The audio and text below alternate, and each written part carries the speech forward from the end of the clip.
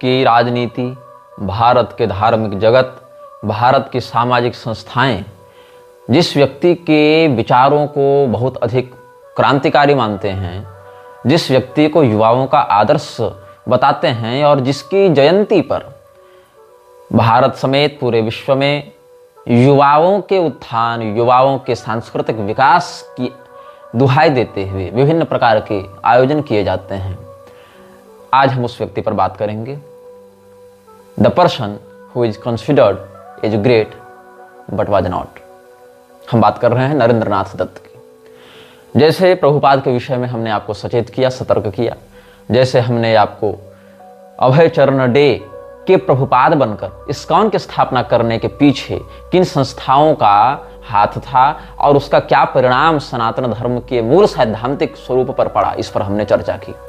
कैसे मुकुंद घोष की योगानंद बनकर योगदाश्रम या एसआरएफ की स्थापना कराने के पीछे किन संस्थाओं का हाथ था और उसका क्या परिणाम सनातन धर्म के मूल रूप पर पड़ा, इस पर भी हमने चर्चा की। ऐसे ही कैसे मूलशंकर तिवारी के दयानंद सरस्वती के रूप में स्थापित होकर आर्य समाज की स्थापना कराने के पीछे किन संस्थाओं का हाथ था और उसका क्या परिणाम सनातनी जगत में हुआ, क्या उसका दुष्प्रभाव हुआ, इन सब विषयों पर हम चर्चा कर चुके हैं। और इसी प्रकरण में अन्य बहुत से बिंदुओं पर हम इस वृक्षराज श्रृंखला के अंतर्गत विमर्श प्रस्तुत कर चुके हैं। यदि आपने उन समस्त अनुभागों को क्रमशः नहीं देखा है तो पहले देख लें, ताकि आपको विषय का गांभीर्य समझ में आ जाए। आज हम वार्तालाप करेंगे नरेंद्र नाथ दत्त के विषय में और ये वार्तालाप बहुत लंबा चलने वाला है। इस वार्तालाप में हम नरेंद्र नाथ दत्त उर्फ विवेकानंद उर्फ सच्चिदानंद उर्फ विविदिशानंद के विषय में चर्चा करेंगे। हाँ, नरेंद्र नाथ दत्त का नाम विवेकानंद पढ़ने से पहले सच्चिदानंद और विविदिशानंद के नाम से भी कहीं कहीं उल्लेख मिलता है, कहीं कहीं अल्पश्रुत माध्यम से प्रयुक्त होता है। यह कहा जाता है कि खेतड़ी के राजा अजीत सिंह ने नरेंद्र नाथ दत्त को विवेकानंद की उपाधि दी थी, किंतु क्या यह सत्य है, क्या यह असत्य है, हम इस पर भी विमर्श प्रस्तुत करेंगे। और इस प्रकरण में बहुत कुछ ऐसे रहस्यों को हम प्रकाशित करेंगे जो आप सबों के मस्तिष्क को उद्वेलित कर सकते हैं, आप सबों के मन में बसी हुई धारणा को खंडित करके आपको विवेकानंद के व्यक्तित्व को देखने का एक नवीन दृष्टिकोण प्रदान कर सकते हैं।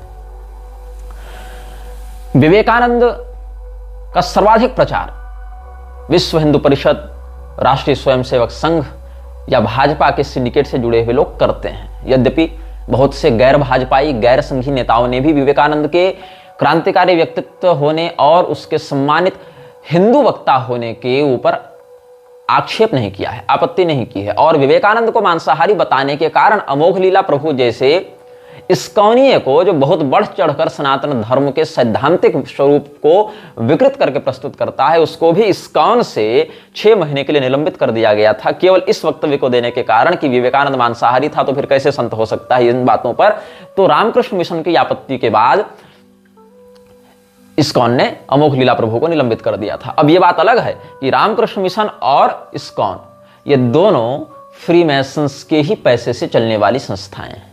दोनों संस्थाओं का जो पालन पोषण करने वाली अम्ब्रेला कॉरपोरेशन है वो फ्रीमेसन्स है।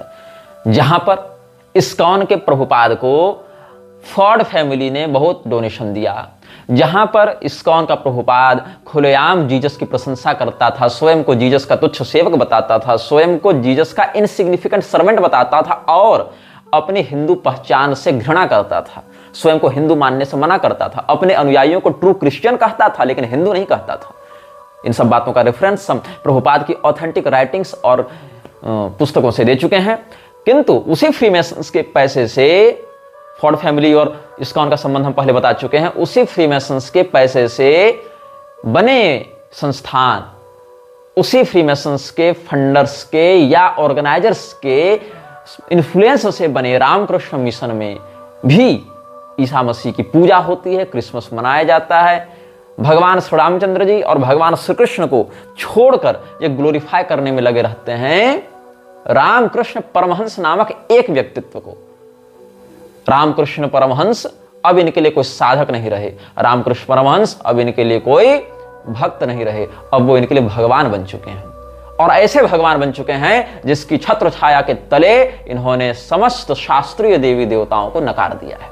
इतना ही नहीं, रामकृष्ण परमहंस के नाम पर बने इस मिशन में इन लोगों ने रामकृष्ण परमहंस और शारदा माई की प्रतिमा को ही देवी और देवताओं के समान मंदिरों में प्रतिष्ठित करके उनके ही नाम का प्रयोग करके मंत्र दीक्षा देना भी प्रारंभ कर दिया है। हमारे सनातन धर्म में एक उपनिषद है, वेद का भाग है।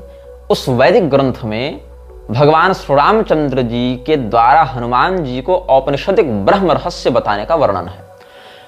भगवान ने मुक्तिकोपनिषद की श्रुति का अवलंबन करते हुए हनुमान जी को 108 प्रधान उपनिषदों की बात कही है और वहीं पर सहस्राधिक उपनिषदों की बात भी स्वीकार की है। लेकिन सहस्राधिक उपनिषदों की बात स्वीकार करने के बाद 108 की संख्या बताने के बाद फिर उसमें 10-11 ऐसे प्रधानता बताने के बाद फिर उसमें एक उपनिषद की वरिष्ठता हनुमान जी के समक्ष भगवान श्री रामचंद्र जी ने वर्णित की है वेदांत निरूपण के अंतर्गत।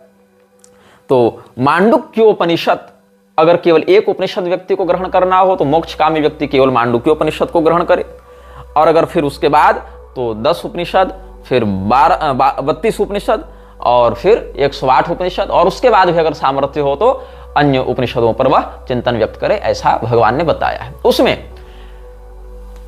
ऋग्वेद, शुक्ल यजुर्वेद, कृष्ण यजुर्वेद, सामवेद और अथर्ववेद, इस प्रकार के 5 विभाजनों में भगवान ने उपनिषदों की सूची बताई है। इसमें जो ऋग्वेदगत उपनिषद हैं उनका शांति पाठ वांग्मय मनुष्य इस मंत्र से होता है। शुक्ल यजुर्वेद के उपनिषदों का शांति पाठ पूर्णमदः पूर्णमिदं इस श्रुति से होता है। कृष्ण यजुर्वेद के उपनिषदों का सहना भवतु इस मंत्र से होता है शांति पाठ।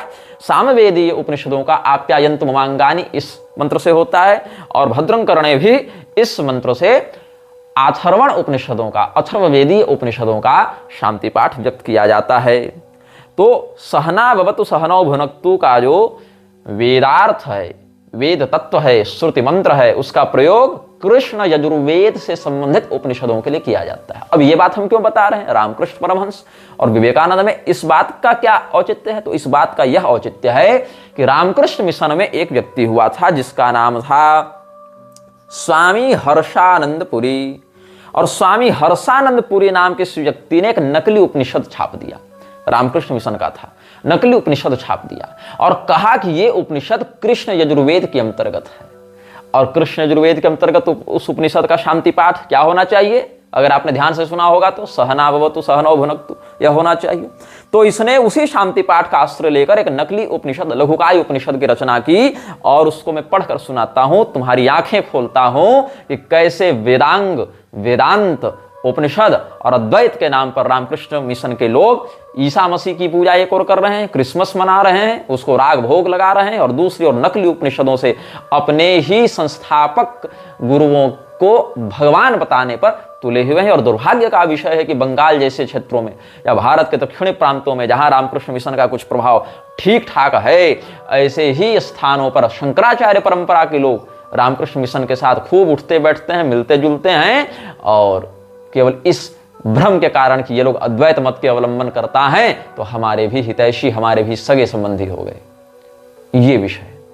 अब उपनिषद पर हम आते हैं। क्या लिखा है हर्षानंद ने नकली उपनिषद में?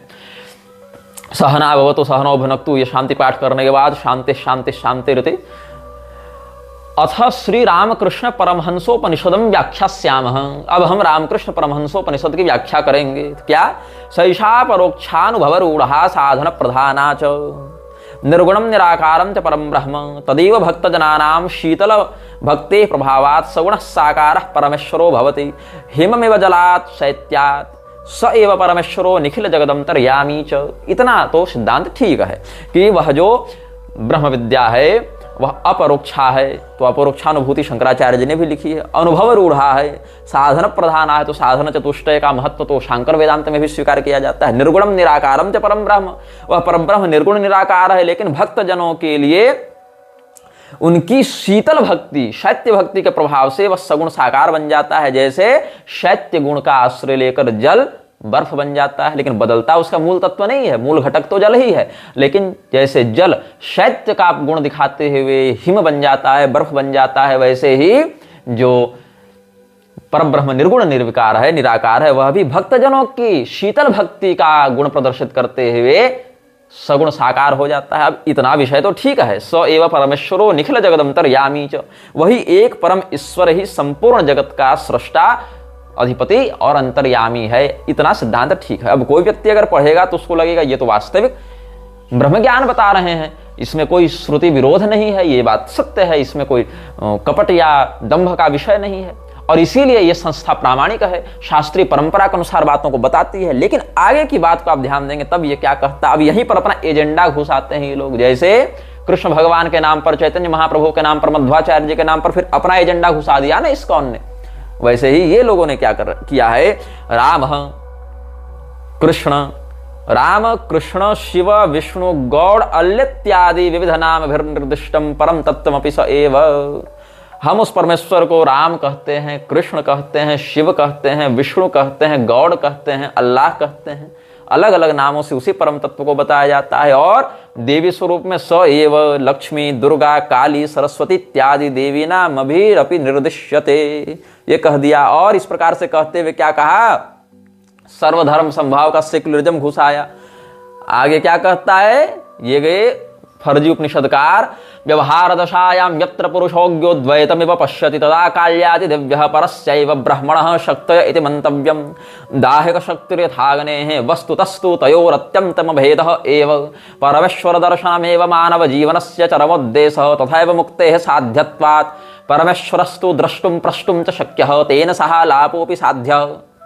क्या कहता है ये हर्षानंद, परमेश्वर का जो दर्शन है वही मानव जीवन का चरम उद्देश्य होना चाहिए, और साध्य के ही माध्यम से फिर मुक्ति हो जाती है। परमेश्वर को देखा भी जा सकता है, स्पर्श भी किया जा सकता है, वार्तालाप भी उसके साथ किया जा सकता है, वह भी साध्य विषय है। हालांकि यहाँ पर कई श्रुतियों से विरोध होगा, जैसे यन मनसा न मनुते येन हुर्मनोमतम, यत् चक्षुषा न पश्यति येन चक्षुंषि पश्यति, यद वाचा न अभ्युदितम येन वागभ्युद्यते, यत् प्राणेन न प्राणयति येन प्राणः प्रणीयते, ये सब यत् श्रोत्रेण न श्रृणोति येन श्रोत्रमिदं श्रुतम। इन सब श्रुतियों से इस बात का विरोध होगा, किंतु सगुण साकारत्व का विवेचन करने वाले सैद्धांतिक पक्ष से समन्वय भी हो जाएगा। कैसे समन्वय हो जाएगा, तो पहले कह दिया है कि व्यवहार दशायाम, व्यवहार की दशा में। लेकिन अब यह भी सिद्धांत सही जा रहा है इसका, कि जो हमने काली, लक्ष्मी, दुर्गा, सरस्वती इत्यादि देवियों के नाम बताए, ये सब जो देवताओं के नाम बताए, हालांकि राम, कृष्ण, शिव, विष्णु की तात्विक एकता शास्त्र से सिद्ध हो जाएगी, लेकिन गॉड, अल्लाह इत्यादि का न लक्षण सिद्ध होगा न विचार सिद्ध होगा। अस्तु, सनातन धर्म शास्त्रीय परंपराओं में उसको मान्यता भी नहीं दी जाएगी। और अगर ऐसे कहो कि समस्त वाचक शब्द तो ब्रह्म के ही हैं, ब्रह्म तो शब्द ब्रह्म है, उसके वाचक के अतिरिक्त कोई नाद होता नहीं, नाद ही ब्रह्मवाचक हो जाता है, तो ऐसी स्थिति में तो कुत्ता कहो, गधा कहो, घोड़ा कहो, हाथी कहो, बंदर कहो या कोई गाली बको, वो भी ब्रह्मवाचक ही हो जाएगा चरमाद्वैत की स्थिति में। तो केवल राम, कृष्ण, शिव, विष्णु के बाद गॉड, अल्लाह ही क्यों इस उपनिषद में लिखा गया इन लोगों के द्वारा? कुत्ता, बिल्ली, गधा, घोड़ा भी लिख देते ना, लेकिन नहीं, क्योंकि इन्हीं लोगों के नाम पर, इन्हीं शब्दावलियों का आश्रय लेकर लोग फॉलोवर्स बन रहे हैं, सनातन धर्म में भी और ईसाइयत में भी, इस्लाम में भी। इसीलिए गॉड अल्लाह को घुसाना आवश्यक था। लेकिन कहीं कोई व्यक्ति यह न कहे कि गॉड अल्लाह तो अलग है, इसीलिए बाद में एक और यहां पर बात थोपी जा रही है, क्या कि सर्वधर्म संभाव अपनावरे, सब तो सभी बातें एक धर्म ही हैं। सर्वे धर्मा समानास्तमेव गमयन्ति च, सभी धर्म एक समान है, और वह परमेश्वर गॉड भी है, अल्लाह भी है, और राम भी है, कृष्ण भी है, शिव भी है, विष्णु भी है, और सभी धर्म समान है। इसलिए मानव जीवन का परम उद्देश्य उस परमेश्वर की आराधना करना है। इस प्रकार से इन लोगों ने बहुत कुछ इसमें अपनी बातें घुसाई। लेकिन अगर तुमको अपनी बात कहनी थी तो तुम रामकृष्ण मिशन के बैनर तले कोई पुस्तक लिखते और उसको छापते, कहते। पहले भी कहा जा रहा था ऐसा विषय, आगे भी कहा जाता रहेगा बहुत से लोगों के द्वारा। किंतु यह प्रश्न उठता है कि कृष्ण यजुर्वेदीय उपनिषद के प्रारूप में इसको क्यों लिखा गया? वैदिक सिद्धांत साहित्य में इसमें घुसपैठ करते हुए रामकृष्ण परमहंसोपनिषद नाम देकर, और उसमें सहना बाबा तो ये शांति पाठ कृष्ण यजुर्वेदीय देकर ये लोग क्या सिद्ध करना चाहते हैं? उसमें गॉड, अल्लाह और सभी धर्म एक ही बात कहते हैं, कह के इस्लाम, ईसाइयत को भी उसमें घुसाने का जो षड्यंत्र किया गया है, इस वेद द्रोह का, इस श्रुति द्रोह का क्या प्रतिफल प्राप्त होगा? इन लोगों को होश नहीं है क्या? इन लोगों को बात समझ में नहीं आती है क्या? इसीलिए हमने यहां पर कहा रामकृष्ण परमहंस के जीवन में इस्लामी, ईसाई लोग भी आए।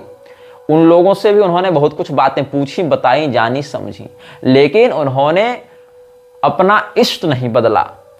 लोग कहते हैं इस्लामी पद्धति से आराधना करने लगे, लेकिन इस्लामी पद्धति से जब वो आराधना कर रहे थे उससे पहले क्या वो काली तत्व से अभिन्नता का अनुभव कर चुके थे कि नहीं कर चुके थे? क्योंकि काली तत्व से अभिन्नता अगर उनकी हो चुकी है, उस स्थिति में वह अगर पद्मपत्र मिवाम भसा के भाव से म्लेच्छस पृष्ठ भी होते हैं तो निर्दुष्ट माने जाएंगे, निर्लिप्त माने जाएंगे। लेकिन अगर संसिद्धि नहीं होती है काली ब्रह्म विद्या की, उस स्थिति में पतित माने जाएंगे, त्याज्य माने जाएंगे, बहिष्कृत माने जाएंगे। लेकिन रामकृष्ण परमहंस की वैयक्तिक साधना चाहे जिस भी स्तर पर रही हो, यह सत्य है कि उनका एक भी शिष्य, जिसमें सबसे अधिक नाम तो विवेकानंद का चलता है, उनका एक भी शिष्य न उस बात को समझ पा रहा है, न उस बात का प्रचार कर पा रहा है, न स्वयं में वैसे निष्ठा ला पा रहा है। सबसे अधिक बढ़ा चढ़ा तो उनका विवेकानंद का नाम बढ़ा, लेकिन विवेकानंद का हाल मैं आपको बताऊंगा तो आपको चिढ़ भी लगेगी, हम पर गुस्सा भी आएगा, ध्यान से सुनेंगे हंसी भी आएगी, और अपनी मूर्खता पर अफसोस भी होगा कि हम आज तक क्या पढ़ते आ रहे थे, क्या सुनते आ रहे थे। बस लोगों ने कह दिया विवेकानंद महान तो महान, लोगों ने कह दिया गांधी महान तो महान, लोगों ने कह दिया नेहरू महान तो महान, लोगों ने कह दिया मोदी जी महान तो मोदी जी महान, लोगों ने कह दिया, हमने मान लिया। और वो जो लोग कह रहे हैं उन्होंने कितना समझा, कितना जाना, इसकी कोई जांच पड़ताल नहीं। उनका बौद्धिक स्तर क्या है, कोई जांच पड़ताल नहीं। तो विवेकानंद के द्वारा पहले ही रामकृष्ण परमहंस को एक भगवान के रूप में, एक व्यक्ति पूजा के दृष्टिकोण से समस्त देवी देवताओं के ऊपर स्थापित करने का षड्यंत्र किया जा चुका था। जब विवेकानंद ने रामकृष्ण मिशन को एक श्लोक दिया जिसको रामकृष्ण प्रणामः इस प्रकार से कहा जाता है। यह श्लोक क्या है? स्थापकाय च धर्मस्य सर्वधर्म स्वरूपिणे अवतार वरिष्ठाय रामकृष्णाय ते नमः। जो धर्म की स्थापना करने वाले हैं, सभी धर्मों के स्वरूप हैं और सभी अवतारों में वरिष्ठ हैं, श्रेष्ठ हैं, ऐसे रामकृष्ण को हम प्रणाम करते हैं। ये इसका कथन है। अब रामकृष्ण शब्द से यहां दाशरथी राम और वासुदेव कृष्ण की बात नहीं, यहां गदाधर उर्फ रामकृष्ण की बात है। यहां पर रामकृष्ण परमहंस की बात है। और विवेकानंद ने अवतार वरिष्ठाय कहकर सनातन धर्म के समस्त अवतारों की अवमानना करके अपने गुरु को ऊपर स्थापित करने का प्रयास किया है। तो सोचो कि जो रामकृष्ण परमहंस काली और कृष्ण में अभेद बताते रहे, वो भगवान कृष्ण से भी रामकृष्ण परमहंस बड़े हो गए कि नहीं हो गए? तो रामकृष्ण परमहंस भगवान नहीं है। प्रभुपाद के हाथ में कोई गोलोक की चाबी नहीं, वो स्वयं का उद्धार कर ले वही बहुत बड़ी बात है। जितने प्रकार के उसने प्रपंच कर रखे सनातन धर्म के विरुद्ध जाकर, और जो हमारे सनातन सत्य साहित्य हैं उनके विरुद्ध जाकर ऐसे फर्जी उपनिषदों को प्रकाशित करना, लिखना, उसमें वेदोक्त शांति पाठ को घुसाते हुए मनमानी बातें जोड़ना, सेक्युलरिज्म को बढ़ावा देना, हिंदुओं को आंतरिक रूप से ईसा और मोहम्मद के प्रति सहिष्णु बनाना और उनके शत्रुबोध को समाप्त करके उनके जान माल धन संपदा संस्कृति व्यवस्था कुल मार्ग सबको खतरे में डालना, ये बहुत बड़े सिंडिकेट का षड्यंत्र है। ये बहुत बड़े भविष्य में होने वाले विप्लव का संकेत है। अब रामकृष्ण परमहंसोपनिषद की हमने बात की, हम बात विवेकानंद पर कर रहे थे। विवेकानंद नामक व्यक्ति का जन्म बताया जाता है कि मकर संक्रांति को हुआ था। विश्वनाथ दत्त इनके पिता बताए जाते हैं और भुवनेश्वरी देवी इनकी मां बताई जाती हैं। 12 जनवरी 1863 ईस्वी को कोलकाता में जन्म बताया जाता है और हावड़ा के बेलूर मठ में 4 जुलाई 1902 को इसकी मृत्यु हो गई थी, ऐसा बताया जाता है। जो कि रामकृष्ण मिशन वाले लोग ही बताते रहते हैं, छापते रहते हैं। इसके लिए बहुत कोई अलग से शोध करने का आवश्यकता नहीं, गूगल में विवेकानंद खोजो तो इतनी बातें मिल जाती हैं। लेकिन कुछ ऐसी बातें हम आपको बताना चाहते हैं विवेकानंद के बारे में। पुस्तकों का नाम बताएंगे, रेफरेंस देंगे, ऐसा नहीं कि कोई सुनी सुनाई बात बता रहे हैं। कहां वर्णन है, किसने लिखा है, या विवेकानंद ने कहा तो किस जगह पर कहा, किस तारीख को कहा, किस समारोह में कहा, सब कुछ बताएंगे आप सबको।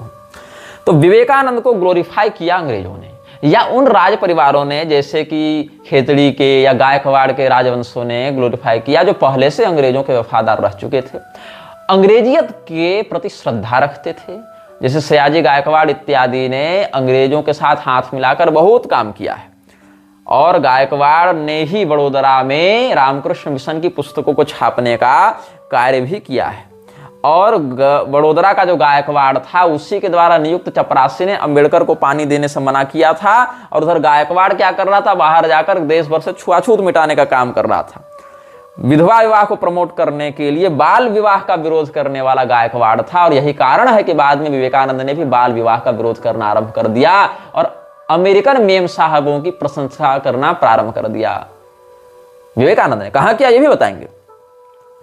तो जो फूले था, फूले का पत्र व्यवहार बड़ोदरा के सयाजी गायकवाड़ के साथ होता रहता था, और फूले ने अपनी चिट्ठियों में सयाजी गायकवाड़ के समक्ष ब्राह्मण द्वेष को खूब बताया है कि वो कैसे ब्राह्मणों से चिढ़ता है। तो गायकवाड़ का जो इतिहास रहा और फूले का जो इतिहास रहा, इन दोनों में एक बात कॉमन थी कि ये लोग सनातन धर्म के कन्यादान की शुद्ध परंपरा को समुचित आयु में निरुद्ध करने के बाद विधवा विवाह की ओर लोगों को ढकेलना चाहते थे, और कुलमार्ग को भ्रष्ट करके वर्ण संकरता को बढ़ाना चाहते थे, जिससे इन संतानों की बुद्धि भ्रष्ट हो और ये ईसाइयत की ओर बढ़े और अंततः म्लेच्छराज की शक्ति बढ़े। हालांकि इनको म्लेच्छराज के अस्तित्व का पता नहीं था, इनको ये भी नहीं पता ये किसके लिए काम कर रहे हैं। ये सब तो म्लेच्छराज के चींटी कीड़े मकोड़े बिच्छू हैं जो कभी कभी डंक मारते हैं, लेकिन इनको पता नहीं कि ये किसके लिए काम कर रहे हैं।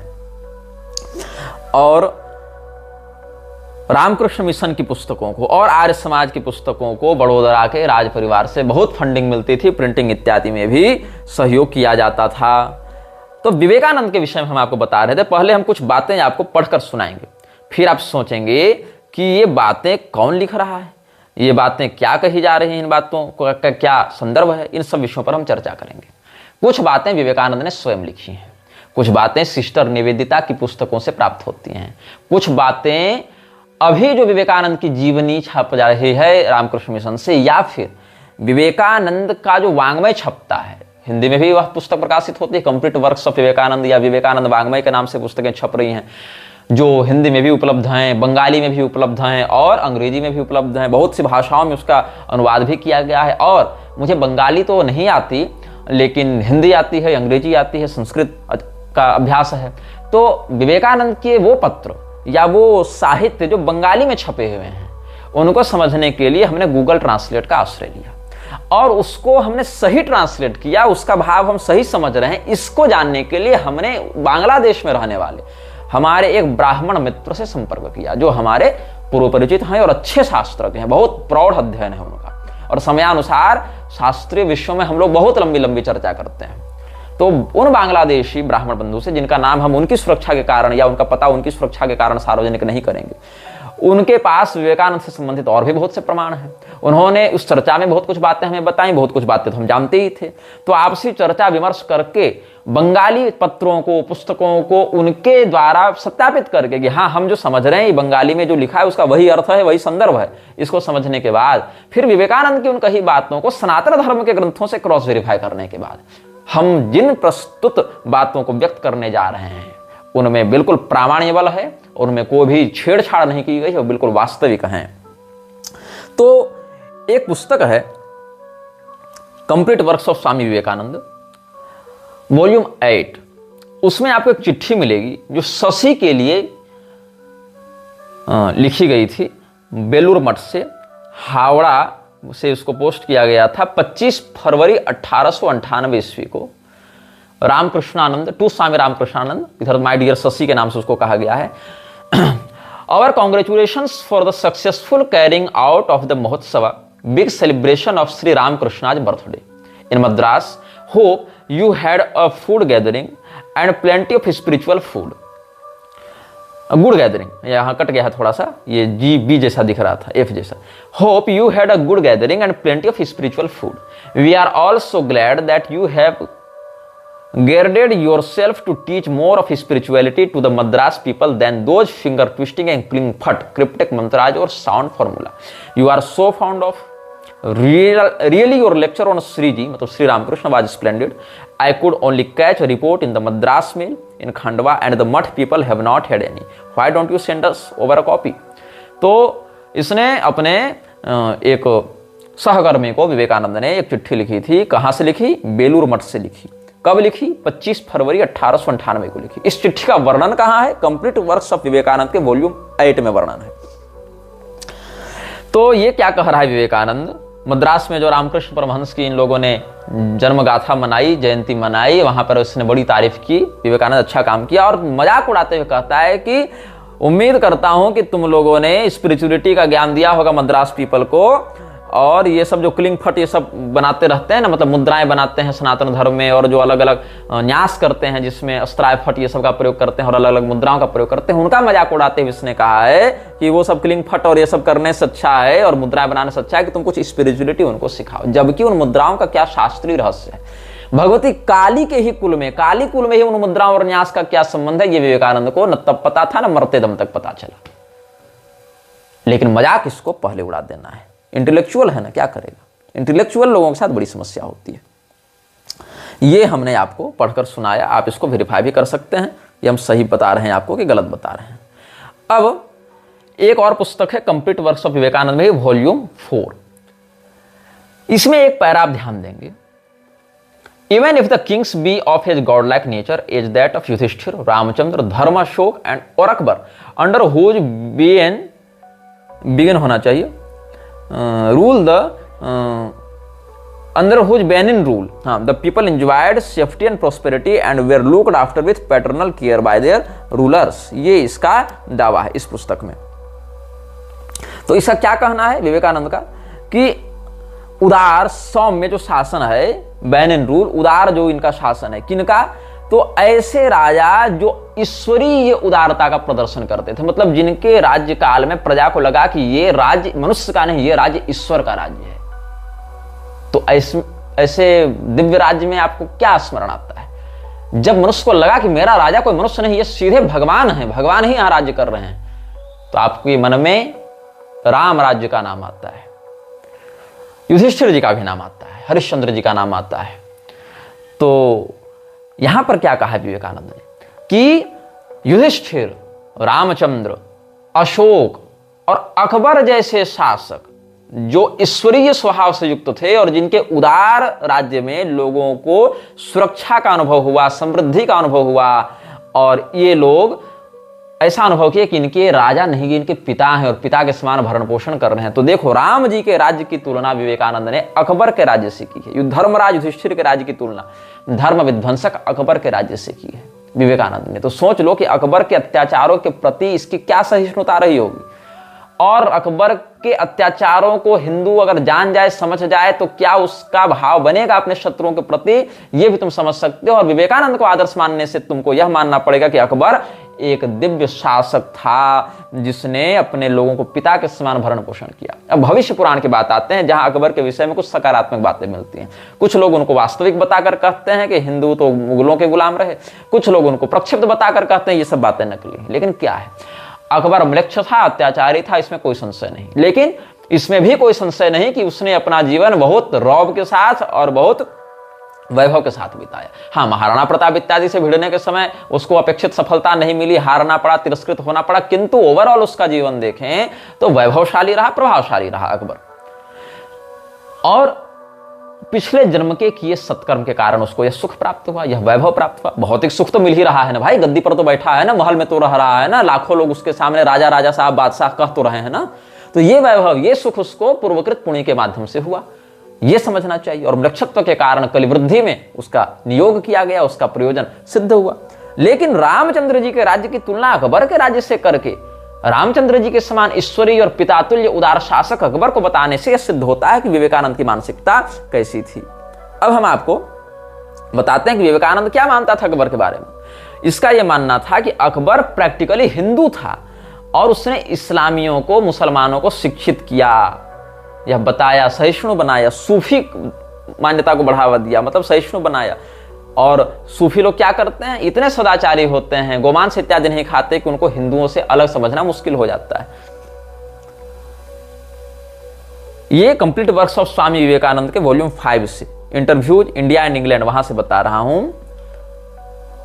तो क्या कहता है Vivekananda, yet Akbar the great become practically a Hindu educated Mohammedans, the Sufis are hardly to be distinguished from the Hindus, they do not eat beef and in other ways conform to our usages, their thought has become permeated by ours।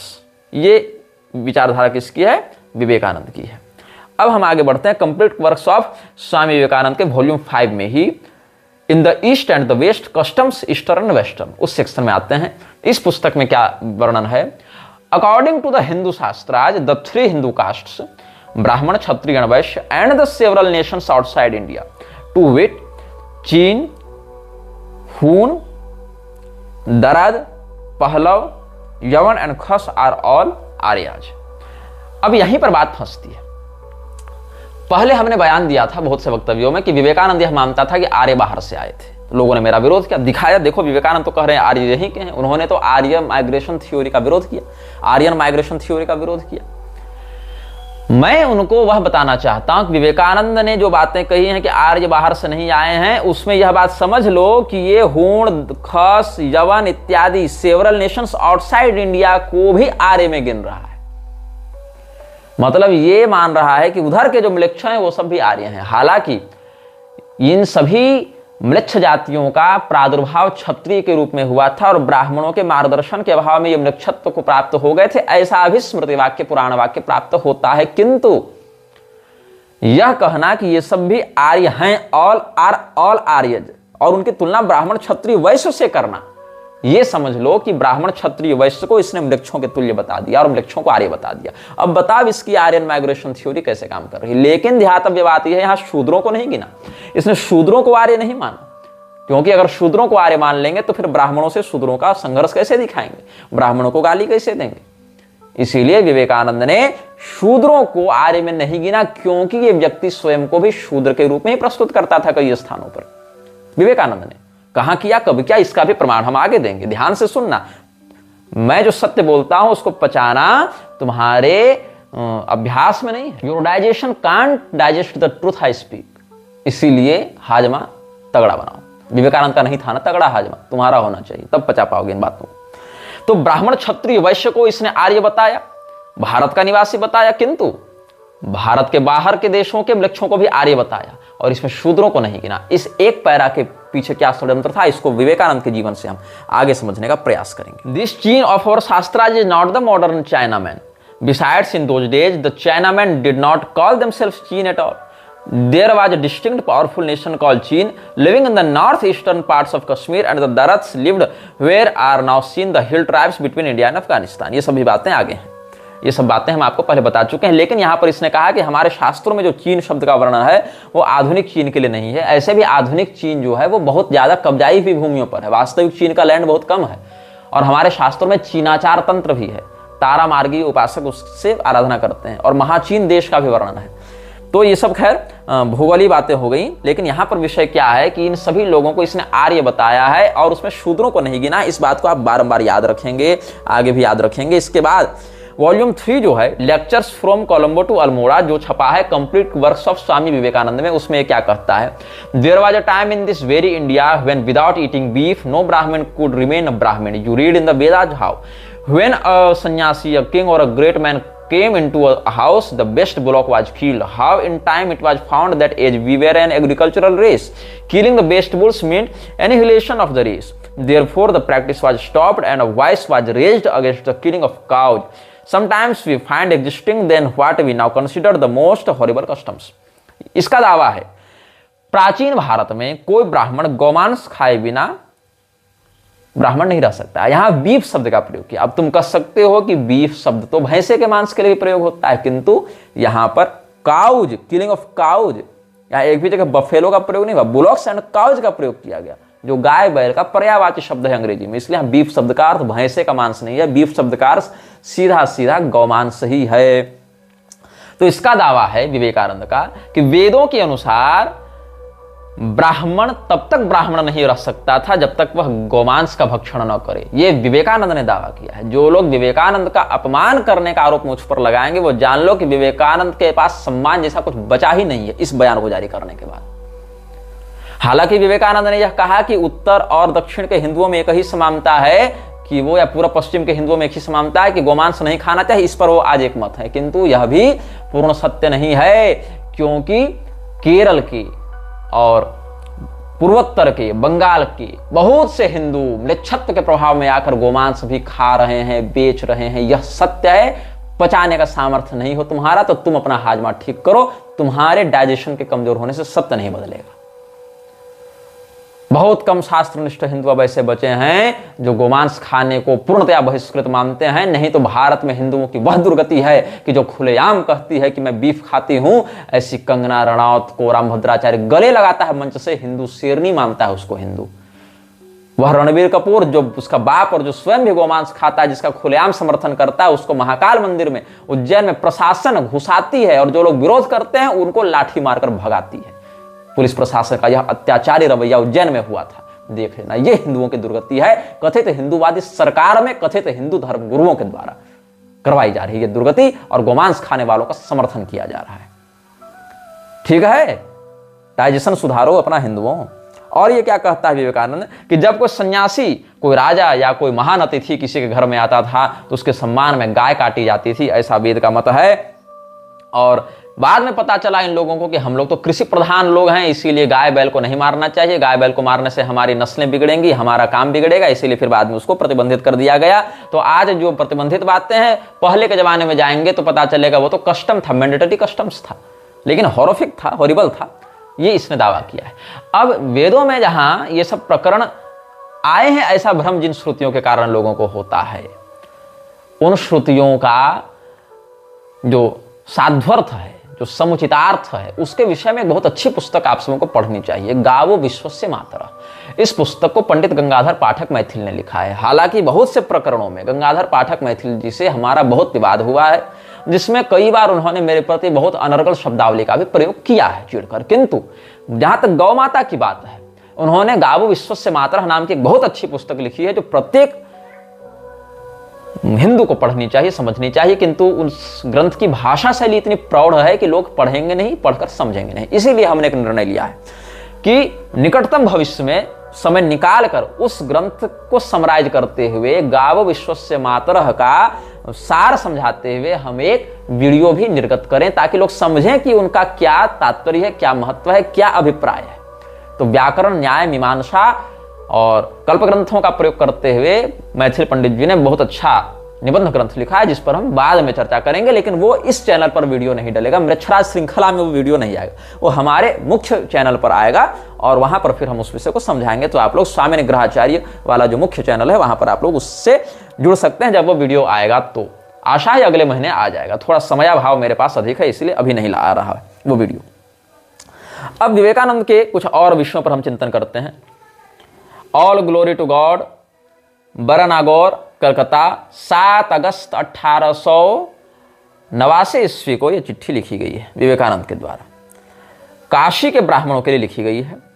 It is more than a week since I received your letter, but having had another attack of fever I could not send a reply all this time, for which please excuse me. For an interval of a month and half I kept well, but I have suffered again for the last 10 days, now I am doing well. कुल मिला के बुखार था बंदे को, इसीलिए चिट्ठी नहीं भेज पा रहा था, इतना ही कहना है। I have certain questions to put and you, sir, have a wide knowledge of Sanskrit, so please favor me with answers to the following. Does any narrative occur about Satyakam, son of Jabal, and about Janashruti anywhere else in the Vedas excepting the Upanishads? ये प्रश्न किया है। सत्यकाम, जाबाल, जनश्रुति, ये सब के विषय में, राजा जनश्रुति, ये सब के विषय में वेदों के अतिरिक्त, वेदों में उपनिषद के अतिरिक्त कहीं और भी वर्णन मिलता है क्या ऐसा? In most cases where Shankaracharya quotes Smriti in his commentary on the Vedanta Sutras, he cites the authority of the Mahabharata, but seeming that we find clear proofs about caste being placed on qualification both in the Bhishma Parv and of the Mahabharata, and in the stories between the Ajgar and the Uma and Maheshwar and of Uma Maheshwar. Has he made any mention of his writings of this fact?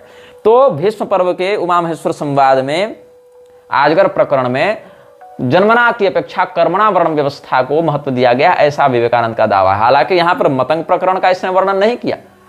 Matang प्रकरण का वर्णन करते तो जन्मना भी इसको वहीं दिख जाता। लेकिन उन सब विषयों का क्या रहस्य, ये हम तब बताएंगे जब महाभारत पर हमारा प्रवचन होगा। तो पूरे संपूर्ण महाभारत पर समास व्यास योग से, जैसे श्री रामचरितमानस पर हम ला रहे हैं अपना व्याख्यान, वैसे महाभारत पर लाएंगे, जैसे ही इन सब विषयों से हम अवकाश प्राप्त करते हैं तब। तो ये कहने का विषय है, the doctrine of caste in the Purushasukta of Vedas does not make it hereditary, so what are those instances in the Vedas where caste has been made a matter of hereditary transmission?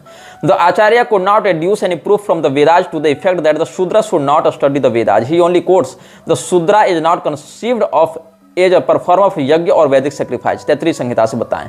तो ये सब बातें वर्णाश्रम व्यवस्था को चुनौती देते हुए, जन्मना वर्ण व्यवस्था को चुनौती देते हुए हम ऐसे कोड्स को पकड़ें और उनकी दुर्व्याख्या करें, इसके लिए ये वाराणसी के विद्वानों से कांटेक्ट कर रहा था विवेकानंद, और विवेकानंद पत्राचार के माध्यम से वेद और संस्कृत में पीएचडी करने का प्रयास कर रहा था। उस समय की ये सब बातें हैं, किंतु ये ध्यान दो कि वर्णाश्रम व्यवस्था में शंकराचार्य जी के मत का खंडन करने के लिए विद्वानों से सोर्स कलेक्ट करने में लगा हुआ था, पूछ कर लोगों से। अच्छा चलो, ज्ञानियों से तो हम लोग भी पूछते हैं, सभी लोगों से चर्चा होती है, लेकिन उद्देश्य इसका क्या था कि हम ईसाइयों की जो योजना है, दयानंद के माध्यम से आर्य समाज जो कर रहा था, करशन दास मूल जी के माध्यम से जो उसका वेद सभा इत्यादि चल रही थी, या वेद धर्म के नाम से ये सब जो लिख रहे थे पुस्तक, या जॉन मूर के माध्यम से मत परीक्षा वाला जो काम कर रहे थे, या ब्रह्म समाज के माध्यम से राजा राम मोहन राय जो काम कर रहा था, उसी को और विवेकानंद आगे बढ़ाना चाह रहा था ना।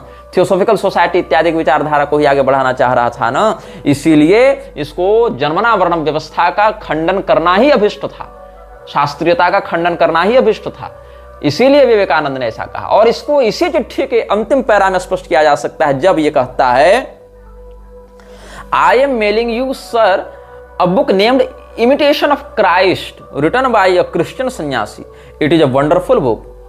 मतलब सोचो कि one is astonished to find that such renunciation, vairagya and dasya bhakti have existed even among the Christians. Probably you may have read this book before. If not, it will give me the greatest pleasure if you will kindly read it. Your it से विवेकानंद। कहने का मतलब है कि sir ये सब तो बात आपको बता दी, चूंकि आप बड़े ज्ञानी हैं संस्कृत के, तो आप शंकराचार्य के खंडन में हमारी मदद करें, सहायता करें, लेकिन आपको हम एक और पुस्तक भेज रहे हैं, इमिटेशन ऑफ क्राइस्ट, जो कि क्रिश्चियन सन्यासी के द्वारा लिखी गई। सन्यास क्रिश्चियनों में कब होने लगा, लेकिन इस शब्द का प्रयोग करके क्रिश्चियन सन्यासी इसने कह दिया, और यह कहता है ये वंडरफुल बुक है। मैं तो जो भी इसको पढ़ेगा आश्चर्यचकित रह जाएगा कि क्या वैराग्य और क्या दास्य भक्ति और क्या परित्याग अपरिग्रह इन क्रिश्चियंस में भी विद्यमान था। तो यदि आपने इस पुस्तक को पहले पढ़ा है तो ठीक है, और नहीं तो आप जरूर पढ़िएगा। ये सब इसने कहा है। फिर मोहम्मद सरफराज हुसैन ऑफ नैनीताल, उसको 10 जून 1898 को इसने चिट्ठी लिखी थी, जिसमें इसने कुछ बातें कही जिस पर हम आगे चर्चा करेंगे। वो सब भी हमने संग्रह करके रखे हैं। मैक्स मूलर के विषय में इसने जो बातें कही उस पर भी हम चर्चा करेंगे। विवेकानंद का एक हम आपको पैरा पढ़कर सुनाते हैं, जिसमें इसने क्या लिखा है। There was a book written a year और two ago by a Russian gentleman who claimed to have found out a very curious life of Jesus Christ. Swami Vivekananda's works, page number 264 देखना, वॉल्यूम 3 का, complete works of Swami Vivekananda के volume 3, जहां स्वामी Vivekananda's works वाला देख रहे हो, page 264 में ये छपा है। क्या कह रहा है ये कि Buddha was the destroyer of Brahminical idolatry, Buddha ने ब्राह्मणवाद में जो मूर्ति पूजा हो रही थी उसका खंडन किया। Little do they know the Buddhism created Brahminism and idolatry in India, लेकिन ब्राह्मणवाद और मूर्ति पूजा को बुद्धिज्म ने ही बढ़ावा दिया, ऐसा इसका दावा है। मतलब इसके अनुसार मूर्ति पूजा और ब्राह्मणवाद हिंदू धर्म का अंग नहीं है, बौद्धों ने इसमें हिंदू धर्म में घुसाया। और विवेकानंद ने क्या कहा था कि मूर्ति पूजा तो जैनियों ने घुसाई है हिंदू धर्म में विकृति करके, और ये वैदिक मार्ग नहीं है। इसी दयानंदी विचारधारा को प्रमोट कौन कर रहा है? विवेकानंद प्रमोट कर रहा है। तो ये आगे क्या लिखता है, there was a book written a year और two ago by a Russian gentleman who claimed to have found out a very curious life of Jesus Christ, and in one part of the book he says that Christ went to the temple of Jagannath to study with the Brahmans but become disgusted with their exclusiveness and their idols, and so he went to the lamas of Tibet instead, become perfect and went house. To any man who knows anything about Indian history, that very statement proves that the whole thing was a fraud, because the temple of Jagannath is an old Buddhistic temple. We took this and others over and re-Hinduized them. We shall have to do many things like that yet. That is Jagannath, and there was no one Brahmin there then, and yet we are told that Jesus Christ came to study with the Brahmins there. So says our great Russian archaeologist. अब इस बात को तुम ध्यान से सुनना जो मैं बता रहा हूं। अंग्रेजी में पढ़ दिया, अंग्रेजी वाले समझ गए, हिंदी वालों को समझा रहा हूं। विवेकानंद ने कहा है कि एक रशियन आर्कोलॉजिस्ट जेंटलमैन ने ईसा मसीह पर एक पुस्तक लिखी है जिसमें उसने यह दावा किया है कि ईसा मसीह भारत में जगन्नाथ मंदिर गया था, जगन्नाथपुरी गया था, वहां ब्राह्मणों के माध्यम से वह पढ़ाई कर रहा था, लेकिन ब्राह्मणों की मूर्ति पूजा से उसको बड़ी चिढ़ लगी, इसीलिए वहां से वो तिब्बत चला गया, लामाओं के बीच में रहा और वहां परफेक्ट ज्ञान प्राप्त करके फिर घर गया। अब इस बात के अलग अलग वर्जन उपलब्ध हैं। वर्जन नंबर 1 यह कहता है पूरी शंकराचार्य के अनुसार और उनके भी पूर्वाचार्य भारतीय कृष्ण तीर्थ के अनुसार और उनके बड़े लाडले प्यारे योगानंद के अनुसार, फ्रीमेसन्स फंडेड एसआरएफ संस्थापक योगानंद के अनुसार, जिसके बहकावे में ये भारतीय कृष्ण तीर्थ विदेश यात्रा भी किए थे और बाद में शंकराचार्य का पद भी छोड़ना पड़ा था। तो क्या कहता है पहला पक्ष कि जीसस क्राइस्ट भारत आए, वहां पर गोवर्धन मठ में आए और गोवर्धन मठ में रहकर शास्त्रों का अध्ययन किया। अच्छा, योगानंद वाला पक्ष तो कहता है वेदों का भी अध्ययन किया। हालांकि वर्तमान पुरुष शंकराचार्य ये नहीं कहते कि वेदों का अध्ययन किया, कहते हैं बस आए और यहां शिक्षा ग्रहण की। हालांकि इसका कोई हिस्टोरिकल एविडेंस भी नहीं मिलता है। अगर कहो बाइबल से वो अंश हटा दिया गया तो और कोई हिस्टोरिकल एविडेंस होगा। अच्छा चलो, आप शंकराचार्य हैं उस मठ के, तो आप ही अपने मठ से ऐसा कोई प्रमाण दिखा देते। अच्छा चलो, सुनी सुनाई बात ही अगर मान लेते हैं तो भी जीसस क्राइस्ट के भारत में आकर अगर इस प्रकार करने की बात है तो इसके भी अलग अलग थ्योरीज हैं। क्योंकि विवेकानंद का मानना है, और विवेकानंद पर आप उंगली नहीं उठा सकते, he is the most respected ideals of Hindu youth, तो आप उस पर उंगली उठाएंगे तो भी विवाद हो जाएगा। और शंकराचार्य जी सर्वोच्च धर्म गुरु हैं भैया, उन पर उंगली उठाओगे तो गुरुद्रोही कहलाओगे। तो विवेकानंद का विरोध करो तो भी समाज विरोध करेगा और शंकराचार्य का विरोध करो तो भी समाज विरोध करेगा। बात विरोध शंकराचार्य या विवेकानंद की नहीं है, बात की बात है ना। बात की बात है। तो बात की बात ये कहती है कि विवेकानंद के अनुसार कि जीसस क्राइस्ट आया जगन्नाथपुरी, ये सत्य है।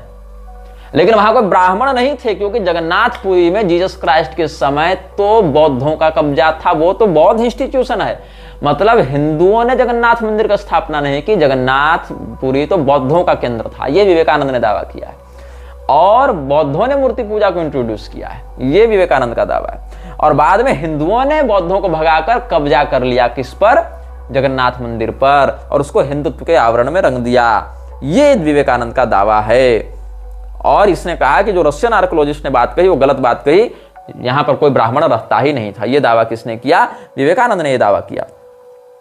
अब the master as I saw him, ये पुस्तक लिखी है निवेदिता ने। सिस्टर निवेदिता का असली नाम था मार्गरेट एलिजाबेथ नोबेल, और ये विवेकानंद की बड़ी निकटवर्ती चेलिन रही। जैसे योगानंद दया माता को लेकर आया था, जैसे अरविंदो मीरा अल्फासा को लेकर आया था, वैसे ही विवेकानंद निवेदिता को लेकर आया था।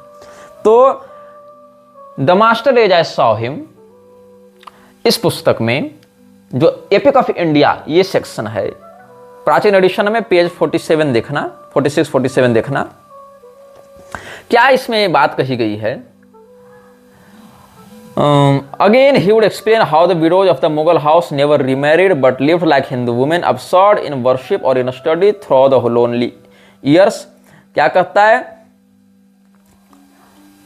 कि जो मुगलों की विधवाएं हुआ करती थी, मुगलों की विधवाओं का पुनर्विवाह नहीं होता था, और हिंदू विधवाओं के ही समान वो लोग या तो अध्ययन करते हुए या अकेलेपन में या पूजा पाठ में, इबादत में अपना पूरा जीवन निकाल देती थी। इसके बाद की पंक्ति पढ़ना बहुत महत्वपूर्ण है, जो मैं आपको कोट कर रहा हूं। The master as I saw him, a book by sister Nivedita, and section is the epic of India, वहां से पढ़कर बता रहा हूं। At another time he would मतलब विवेकानंद के बारे में बता रही है। At another time, he would talk of the great national genius that decreed the birth of Indian sovereigns to be of a Muslim father and of a Hindu mother. क्या कहता है विवेकानंद कि राष्ट्रीय स्तर पर अगर जीनियस को पैदा करना है, राष्ट्रीय स्तर पर जो जीनियस होंगे वो उनकी उत्पत्ति कैसे होगी? तो अगर उनकी मां हिंदू हो और पिता मुसलमान हो तो ही एक राष्ट्रीय स्तर का, नेशनल लेवल का जीनियस पैदा हो सकता है, तैयार हो सकता है। ये बात विवेकानंद ने निवेदिता को कही थी, जिसको निवेदिता ने कोट किया है। तो विवेकानंद की विचारधारा तुम समझ सकते हो, जो कहता है at another time he would talk of the great national genius that decreed the birth of Indian sovereigns to be of a Muslim father and of a Hindu mother. अब देखो विवेकानंद ऐसा कहा कि नहीं कहा, ये विवेकानंद ने नहीं लिखा, निवेदिता ने दावा किया है। और निवेदिता का ये दावा तब सही हमको समझ में आया जब नैनीताल के मोहम्मद को इसने चिट्ठी लिखी थी और उस चिट्ठी में इसने मोहम्मद सरफराज हुसैन जो नैनीताल का था उसको इसने 10 जून 1898 को विवेकानंद ने चिट्ठी लिखी थी, वहां पर जो बातें इसने कही हैं उससे इसकी संगति मिल जाएगी। तो हमको हम बाद में बताएंगे, इसी में आगे बढ़ते हुए ये सब बातें हम स्पष्ट करेंगे। तो विवेकानंद के विषय में जो ऑथेंटिक राइटिंग्स हैं जिसको रामकृष्ण मिशन ने छापा है, विवेकानंद के विषय में जो डॉक्यूमेंटेड प्राप्त होते हैं लेटर्स की, बंगाली में है, जिनका इंग्लिश ट्रांसलेशन भी आपको प्राप्त हो जाएगा। और विवेकानंद के विषय में जो उसके निकटवर्ती लोगों के संस्मरण है, ऐसे लगभग 200 से अधिक पुस्तकों का, पत्रावलियों का अध्ययन करके शंकर ने एक बुक लिखी थी जो पहले बंगाली में थी, बाद में इंग्लिश में ट्रांसलेट किया गया, the monk as a man. उस बुक को पढ़ोगे तो बहुत कुछ वहां से तुमको रहस्य प्राप्त होगा कि Vivekananda was not such great person as we consider him in the influence of politicians. राजनेताओं ने विवेकानंद को इतना महान दिखा दिया जितना वो था भी नहीं। यह वीडियो जल्द ही हटा दिया जा सकता है, कृपया थर्ड पार्टी एप्स का उपयोग करके डाउनलोड करें। आप इस वीडियो को अपने चैनल पर फिर से अपलोड भी कर सकते हैं।